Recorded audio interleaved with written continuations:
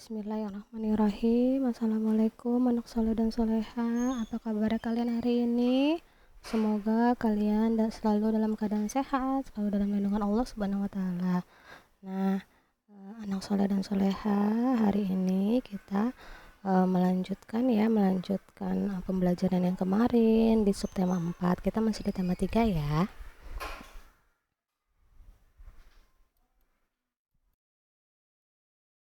Nah, kita masuk ke materi sikap bersatu ya.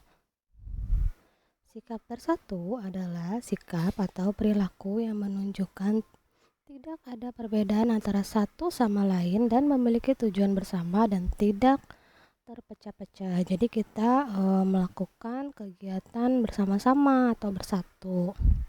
Nah, contoh dari sikap bersatu yang pertama adalah bekerja sama saat melakukan tugas kelompok, mengerjakan tugas dengan pembagian yang adil dalam kerja kelompok, gotong royong dalam membantu teman yang sedang kesulitan, dan gotong royong membersihkan kelas. Ini merupakan contoh dari sikap bersatu ya.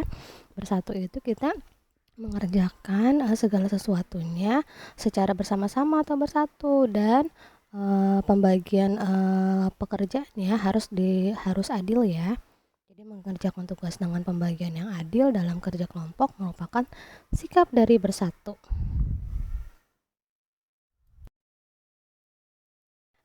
Berikut adalah contoh sikap bersatu dalam keluarga. Nah, ini ada gambar di bawahnya nih. Ini ada gambar contoh dari sikap bersatu. Kalian harus checklist nih, dia ada di halaman 188 dan 189. Nah, kalian pilih nih gambarnya nih. Mana sih gambar yang mewakili dari sikap bersatu? Nah, ini yang pertama nih, Bu Guru kasih contoh sampel beberapa aja ya. Nah, ini ada anak membantu ibunya mencuci piring, ini sikap bersatu. Terus ada lagi Dayu nih membantu ayahnya membersihkan motor atau mencuci motor, ini adalah sikap bersatu. Nah, ini contoh dari sikap bersatu dalam keluarga ya. Nanti kalian bisa pilih lagi nih, checklistnya lagi mana nih yang merupakan contoh sikap bersatu dalam keluarga. Persatuan akan membuat segala sesuatu menjadi mudah dan indah.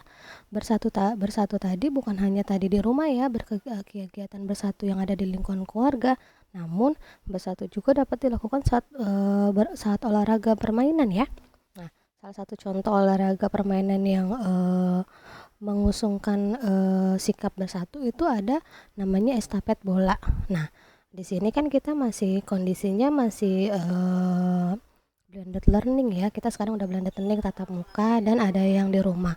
Nah, karena kan kita tidak bisa mempraktekkan secara langsung dengan keterbatasan yang ada, jadi kalian bisa nih baca sendiri ya di halaman 192 dan 193 ya.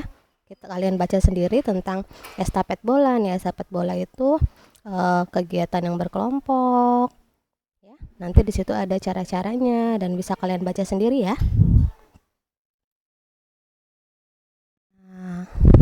Pembahasan selanjutnya adalah pemanasan global nih. Nah, pernahkah kamu mendengar istilah tentang pemanasan global? Apa sih yang dimaksud dengan pemanasan global? Nah, terus perubahan wujud apa yang terjadi ya pada pemanasan global? Nah, kita baca wacana berikut nih tentang pemanasan global. Nah, pemanasan global disebut juga global warming. Pemanasan global terjadi jika suhu bumi meningkat. Nah, akibatnya es di wilayah kutub akan mencair. Hal ini menyebabkan permukaan air laut naik. Jika dibiarkan, maka dalam puluhan tahun mendatang pulau-pulau di dunia ini akan tenggelam. Nah, pemanasan global itu terjadi karena polusi udara yang tinggi, asap kendaraan bermotor, dan asap pabrik menyebabkan pancaran sinar matahari tidak dapat keluar dari bumi. Akibatnya, suhu bumi itu semakin panas. Nah, tumbuhan dan hewan pun merasakan dampak pemanasan global nih. Akibat kesulitan beradaptasi, beberapa jenis hewan dan tumbuhan mungkin akan mengalami kepunahan. Pada akhirnya, manusia akan merasakan kekurangan bahan makanan dan mengalami bencana kelaparan. Iya, tadi karena apa? Karena tadi tumbuhan dan hewan itu mengalami kepunahan ya. Nah, selanjutnya itu Kita dapat nih mengurangi laju pemanasan global dengan apa sih? Nah, caranya dengan mengurangi pencemaran udara. Contohnya nih, berjalan kaki atau menggunakan sepeda untuk pergi ke tempat yang lebih dekat. Mencintai dan memelihara tumbuhan dan tanaman, menghemat pemakaian listrik dan air. Nah, ini merupakan contoh-contoh cara mengurangi pencemaran udara yang mengakibatkan pemanasan global. Tadi misalkan kalian di rumahnya dekat, nggak usah kalian naik kendaraan, jalan kaki saja atau tidak naik sepeda. Itu kalian turut membantu dalam mengurangi pemanasan global ini atau global warming. Ada lagi misalkan menghemat listrik ya, menghemat pemakaian listrik dan air. Jadi jika listrik pada pagi hari seperti lampu nih udah terang ya, jangan terus dinyalain, kalian harus matiin supaya nanti hemat ya. Nah, air pun sama, tidak boleh buang-buang air, pakai secukupnya. Ini adalah kegiatan-kegiatan yang dapat mengurangi pencemaran global warming.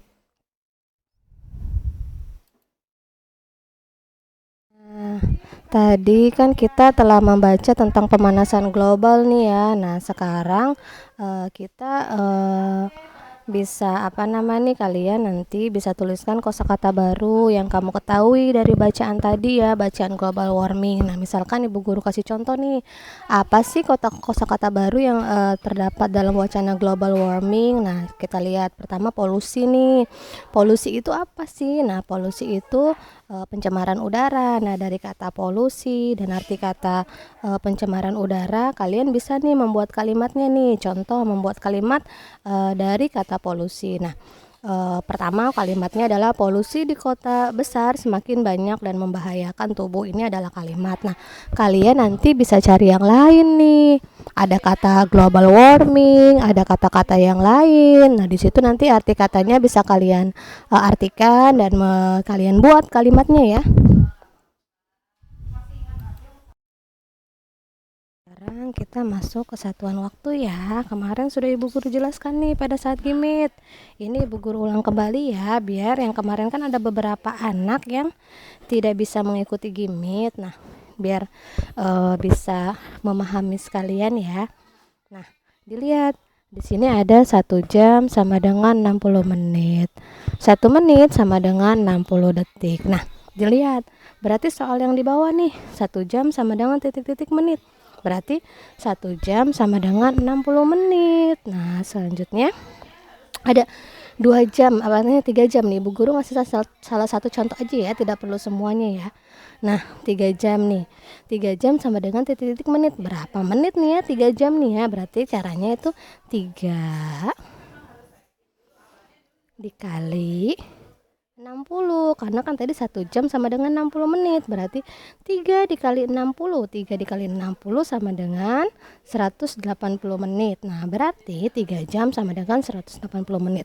Nah, misalkan ditanya 5 jam atau 6 jam, berarti kamu tinggal kalikan saja 60. Berarti kalau ditanya 7 jam misalkan, 7 dikali 60 sama dengan titik-titik berapa tuh menit? 7 dikali 60 berapa? 7 kali 6 kan 42. Nah, berarti 7 dikali 6 itu berapa tadi? 420 menit. Nah, selanjutnya ada lagi nih contohnya, dibalik. Tadi kan jam, sekarang menit. 60 menit berapa jam? Nah, kebalikannya saja tadi nih, 60 menit sama dengan 1 jam. Nah, kalau 180 menit berapa ya? Berapa jam ya? Nah, caranya bisa dengan seperti ini nih. 180 menit sama dengan titik-titik jam. Berarti caranya bisa dengan kalian membagi. Karena kan tadi kata Ibu Guru ya, Ibu Guru juga kemarin sudah menjelaskan kepada kalian, perkalian dan pembagian itu cuma bolak-balik. Nah, sekarang 180 menit sama dengan titik-titik jam. Berarti 180 dibagi 60 saja. 180 dibagi 60 sama dengan 3. Atau jika kalian bingung ya, pembagian bisa dengan cara seperti ini nih, 180 dikurang 60 dulu pertama, karena kan kita berbicara tentang jam ya. Jam itu kan 1 jam 60 menit ya, berarti 1 menit 60 detik. Nah, di sini kan kita bisa kurang nih, 180 dikurang 60 berapa nih? 180 dikurang 60 itu kan 120. Nah, 120 kita kurang lagi nih sama 60. berapa? 60. 60 dikurang lagi sama 60, 0 nih hasilnya kan, berarti 3 jam. Kenapa 3 jam? Bisa dilihat nih, yang dicoret berapa nih sama ibu guru nih? 1, 2, 3 nih. 1, 2, 3. Yang dicoret itu apa namanya? 3 nih, ibu guru kasih laser dulu ya. Nah, dilihat nih. Jadi 60-nya ada 3. 1, 2, 3. Berarti 180 dibagi 60 sama dengan 3. Nah, berarti 180 menit sama dengan itu 3 jam. Sama kayak tadi, 3 jam berarti sama dengan 180 menit. 3 dikali 60 ya. Nah, dilihat 180 dikurang 60 dapat 120, dikurangin lagi nih sama 60 dapat 60, dikurang lagi 60 dapat 0.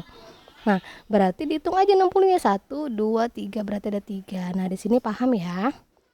180 menit sama dengan 3 jam.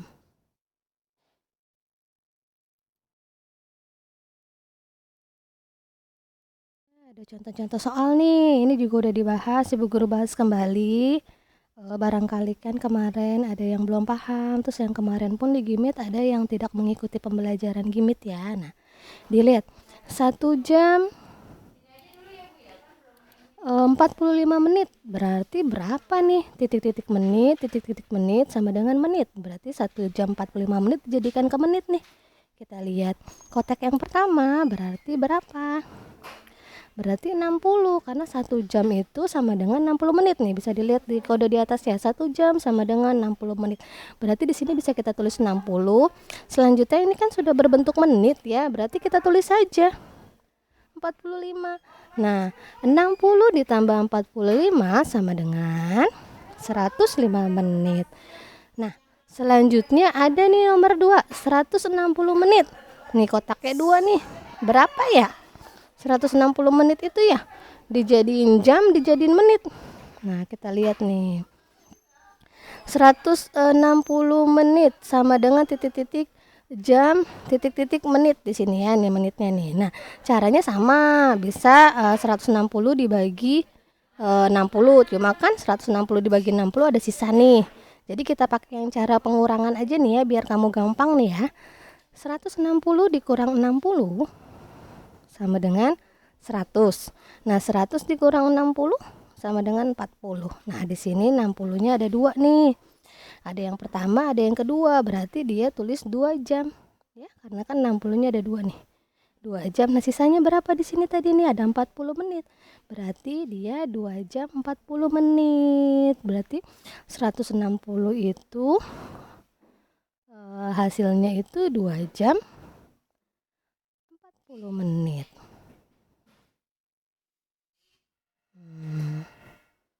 Ya. Jadi caranya boleh seperti ini. Boleh kalau misalkan ada beberapa kemarin Ibu Guru lihat yang sudah menangkap ya, tidak perlu dengan cara seperti ini, anak bisa jawab.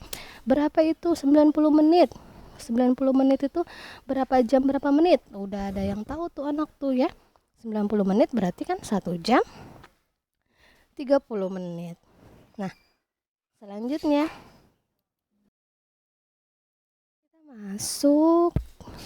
kita masuk ke penjumlahan dan pengurangan satuan waktu nih ya. Nah, di sini ada narasi dulu nih ya. Edo pergi ke rumah paman naik motor. Rumah paman berada di luar kota.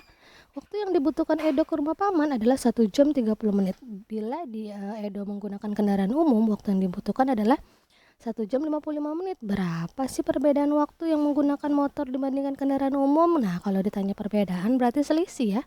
Selisih itu diambil. Nah, dilihat nih dikurang. Jadi kalau misalkan ada soal tentang selisih, perbedaan, nah itu dikurang ya. Nah, dilihat nih. 1 jam 55 menit. Kita lihat. 1 jam 55 menit dikurang 1 jam 30 menit. Nah, jam itu harus sama jam. Nggak bisa jam sama menit. Jadi satuannya harus sama. Jam sama jam, menit sama menit. 1 jam dikurang 1 jam sama dengan 0 jam. Nah, yang menit nih kemudian dikurang. 55 dikurang 30 sama dengan 25 menit. Nah, jadi perbedaan waktu atau selisih itu jadi 1 jam 55 menit dikurang 1 jam 30 menit sama dengan 25 menit. Berarti selisihnya hanya 25 menit. Jadi ingat, penjumlahan dan pengurangan ya, sama seperti yang tadi kita sudah belajar. Ada satuan berat, satuan panjang, bisa dijumlahkan atau bisa dikurangkan jika satuannya sama. Jadi ini menit sama menit, jam dan jam. Yang sebelumnya itu kan ada kilometer sama kilometer, bisa tuh langsung dijumlahkan atau dikurangkan. Meter sama meter bisa, tapi kilometer dan meter nggak bisa, harus ada salah satu yang dirubah. Seperti ini juga sama, jam dan menit sama ya. Jadi kalau mau dijumlahkan, mau dikurangkan, satuannya harus sama. Jam dengan jam, menit dengan menit. Selanjutnya ada contohnya nih, penjumlahan dan pengurangan dalam satuan waktunya. Yang pertama, 7 jam 20 menit ditambah 2 jam 30 menit ya. Nah, tadi yang seperti yang Ibu Guru katakan tadi di awal ya. Jadi kalau menjumlahkan atau mengurangkan, satuannya harus sama. Berarti jam dengan jam, menit dengan menit. Nah, di sini ada jam, 7 jam sama 2 jam. Berarti 7 jam ditambah 2 jam sama dengan 9 jam. Menitnya ada 20 sama 30, berarti 20 ditambah 30 sama dengan 50 menit. Nah, di sini berarti tulis nih di bawahnya 9 jam ditambah 50 menit atau 9 jam 50 menit. Nah, yang nomor 2 nih. Kita lihat 3 jam 25 menit tambah 5 jam 30 menit. Nah, langkah pertama apa tadi? Jumlahkan itu yang sama-sama satuannya ya. Pertama jam. Kita lihat. Berarti 3 jam ditambah 5 jam sama dengan 8 jam. Nah, menit ditambah. Berarti 25 menit ditambah 30 menit sama dengan 55 menit. Nah, baru ditulis lagi di sini 8 jam ditambah 55 menit. Berarti 8 jam sama dengan 8 jam 55 menit. Nah, ini ya. Paham ya, Nak ya? Ini udah jelas banget. Jadi harus kalian ingat, menjumlahkan atau mengurangkan harus dengan satuan yang sama. Yaitu menentukan lama waktu kegiatan nih. Nah, jadi ada contoh nih, hujan turun itu 7.15. Nah, hujan berhenti itu 9.10. Nah, berapa lama sih hujan berhenti? Nah, bisa dilihat nih, 7.15 ke 9.10, 7.15 ke 90 itu 1 jam 55 menit. Caranya bagaimana? Bisa kalian dengan cara seperti ini. Lihat, 7.15 kita ke satuan dekat dulu 8. Nah, 8 berarti kan dia 45 menit. Nah, 8 ke 9 adalah 1 jam. Nah, 9 ke 9.10 sama dengan 10 menit. Berarti tinggal dijumlahin yang sama menitnya nih, 45 sama 10. 45 sama 10 berarti 55 menit. Ini 1 jam. Nah, contoh lagi, misalkan kalian sekolah pukul 7. Kalian pulang pukul 9. Berarti berapa lama kalian di sekolah? Tinggal dihitung aja. Dari 7, 8, 9. Berarti dia 2 jam. Nah, selanjutnya ada contoh nomor 1 nih. Awal hujan turun 5.05.30. Hujan berhenti 6.45. Berapa lama hujan turun? Berarti hujan turun itu 1 jam 15 menit. Ya, dari setengah 6 ke setengah 7. Ini kan pukul 6.45 sama aja setengah 7 lewat 15 menit. Ya. Nah, jadi berarti kan setengah 6 ke setengah 7 1 jam. Tambahin 15 menit berarti 1 jam 15 menit. Nah, selanjutnya kalian bisa kerjakan sendiri ya. Dengan lamanya waktu kegiatan kalian sudah bisa mengerjakan ya. Keajaiban perubahan wujud. Nah, di sini nih ya, kita di tema 4 itu tentang memang keajaiban perubahan wujud nih. Kamu telah belajar berbagai perubahan wujud di sekitarmu, perubahan wujud dialami dalam kehidupan sehari-hari. Nah, alam itu dipersiapkan oleh Allah Subhanahu wa taala agar manusia itu dapat tinggal di bumi dengan nyaman. Nah, perubahan wujud benda merupakan contoh buktinya. Nah, di sini ada beberapa yang tadi keajaiban penguapan, ada pada pembuatan garam, ada pembuatan gulali, ada pengembunan. Nah, nanti ada hujan nih, ada hujan nanti Ibu Guru jelaskan nih setelah ini nih. Kenapa hujan juga proses terjadinya hujan nanti Ibu Guru jelaskan setelah ini. Nah, nanti kamu bisa melihat nih rangkum pengetahuan tentang perubahan wujud di sekitarmu. Kan kemarin kita sudah membuat es krim nih. Ntar kamu bisa dikerjakan sendiri ya. Kita membuat es krim, jenis perubahan wujud apa sih yang terjadi? Berarti membeku. Nah, penjelasan perubahan wujudnya bisa kalian tulis karena kan kalian sudah melakukan eksperimen ya. Nah, Ibu Guru akan menjelaskan tentang proses terjadinya hujan. Sekarang kita Ibu Guru akan menjelaskan tentang proses terjadinya hujan. Nah, gambar ini merupakan gambar proses terjadinya hujan nih. Di situ banyak perubahan yang terjadi ya. Pertama menguap, mengembun, terus hujan. Hujannya menyerap ke dalam tanah, air tanah ya, air tanahnya turun kembali ke air laut. Nah, ini adalah proses terjadinya hujan. Nanti ini akan terus dipelajari sampai kelas tinggi ya. Jadi kalian ya Ibu Guru Ibu Guru jelasin ya. Nah, pertama nih, proses yang pertama itu air laut terkena sinar matahari dan terjadilah penguapan atau biasa disebut menguap atau evaporasi. Jadi menguap itu ya, pertama terjadi menguap. Nah, langkah selanjutnya itu dia mengembun. Jadi uap air itu yang tadi air laut itu jadi gumpalan awan. Dia mengembun. Nah, mengembun itu nanti dia jadi awan mendung. Habis awan mendung turunlah hujan atau precipitasi. Nah, hujan itu turun masuk ke dalam ini nih, tanah nih, diserap oleh tanah. Di sini ada penyerapan air hujan oleh tanah nih. Ini sebenarnya penyerapan air hujan. Di sini penyerapan air hujan oleh tanah yang biasa disebut infiltrasi. Nah, air hujan yang diserap ke tanah itu balik lagi ke laut. Nah, ini adalah proses hujan. Jadi dari laut balik lagi ke laut. Nah, proses terjadinya hujan ini tetap atas kuasa Allah ya, semua ya, ini izin Allah semua. Jadi segala yang ada di bumi yang bergerak itu memang sudah kekuasaan Allah dan atas izin Allah. Nah, termasuk juga hujan ya. Hujan itu diciptakan oleh Allah dan prosesnya seperti apa? Nah, prosesnya seperti ini. Jadi dari air laut terkena sinar matahari menguap, proses pertama. Selanjutnya uapan air laut itu menjadi awan, dia berkondensasi atau mengembun. Nah, awan yang tadi mengembun itu selama semakin banyak menjadi awan mendung akhirnya menjadi hujan atau precipitasi. Selanjutnya air hujan diserap oleh tanah disebut infiltrasi. Nah, dari air hujan yang diserap tanah itu airnya turun lagi atau kembali lagi ke laut.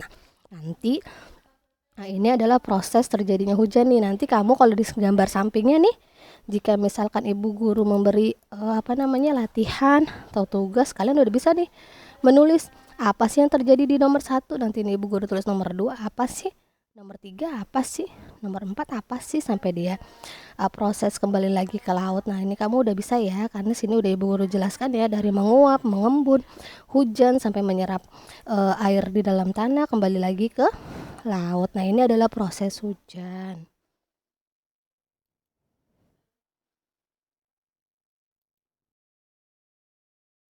Alhamdulillah nih di tema 3 subtema 4 sudah selesai ya.